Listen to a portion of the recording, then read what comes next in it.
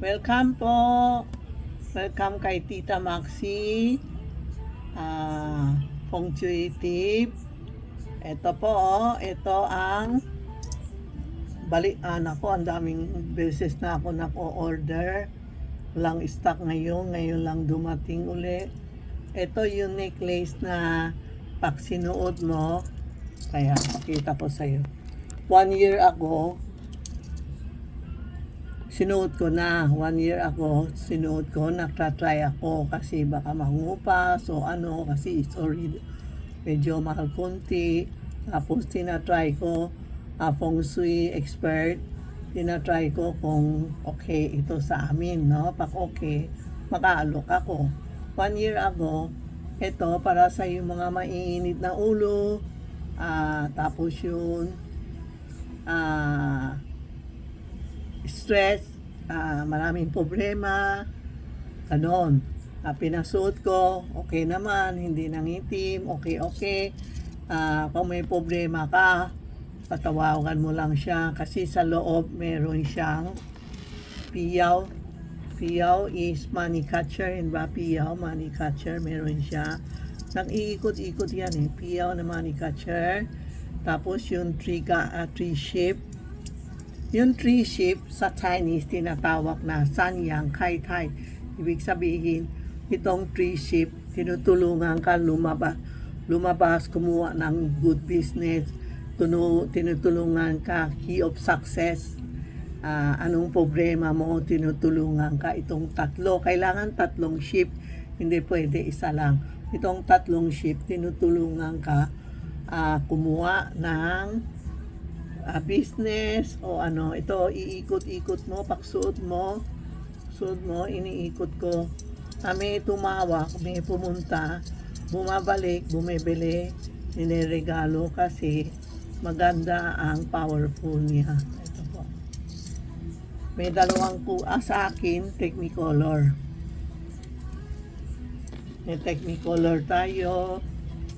May gold. Ilan lang na lang. Naubos na. Alam mo naman, pag hindi ako pumunta, hindi sila napipili ako, maganda eh. Ito yun, Technicolor. Ito yun, itim sa mga metal, water. Tapos ito ang gold. Try nyo, subukan nyo. Tumawag kayo kay Inday o kaya kay Rena. We will teach you how to wear it. Sobrang elegant. Tapos pag ayaw nyo itong necklace, you can buy, pwede ka bumili ng tunay 24K. Ito, only yun lang, stainless na, hindi iitim. Pero ito, 999 talaga po. May certificate siya, may kahon siya po. Try nyo, maganda. Lifetime na ito Tapos na-breast na ito kay Santiago, pinabreast ko muna. May piyaw na, may 3 guts pa, may 3 ship pa para lumakas ang energy natin kasi this year talaga takot ng mga tao. Lalo na itong buwan, March, maraming happening sa government, sa buhay. Ingat-ingat lang tayo po Dasal, prayer is the best, no? Hindi tayo nagpre-pray sa kanino, sa yellow o sa gold o sa pink, hindi po. Hindi tayo nagpre-pray sa anong position. Ang nagpre-pray natin for the Philippines, safety, lahat tayo may makakain, walang calamity, peaceful tayo, walang sunog. Grabe ang sunog ngayon, no? Magdasal po tayo na whole family will stay together. Ang mga full family, safety, pag-uwi, gabi safety. Mag-pray tayo. Ako, iniisip na hindi maganda. Ang iniisip ko, kagandahan ng mga tao. Kasi iba, kasi kala nila, nagdadasal ako para sa hindi po. Minsan yung utak ko kasi sobrang stress eh. Pag ako naisip, sige na, pero hindi ko akalain may ano, hindi po. Pasensya na po kayo kung may natamaan tayo o mali ang sabi ko. Text and advise me na mali ako, mali si Tita Maxi, sorry po. O kaya basta ang intention ko is good. Intention ko na good tayo lahat, no? Good business, good kalma. Bahala na yung mga kaibigan nyo sa tabi. Ninoloko ka, bayaan mo sila po, ha? Basta importante sarili tayo, sarili good. Isipin nyo tayo, huwag nyo isipin iba. Tinutulungan mo sila, ikaw pa ang mali, no? Minsan tinutulungan mo tapos nagagalit pa sila po. So be careful sa mga kaibigan, kapatid, kamag-anak, ganun po, ha? Hindi lahat na tao maganda sa atin. Lalo na this year, snake year, tahimik lang siya. Pag nagalit, inaatak ka. Kaya tahimik lang tayo muna. It's a peaceful year. Mamasyal kayo, mag-abroad kayo, gastos kayo. Yung pera sa bangko, hindi sa inyo. Sa bangko yun. Ang pera hawak mo, yan ang tunay na pera mo. So, sa edad namin, lagi sinasabi ng anak ko, mga kaibigan, Tita Maxi, bumili ka na, kumain ka na, lahat. Kasi yung pera mo, hindi sa'yo.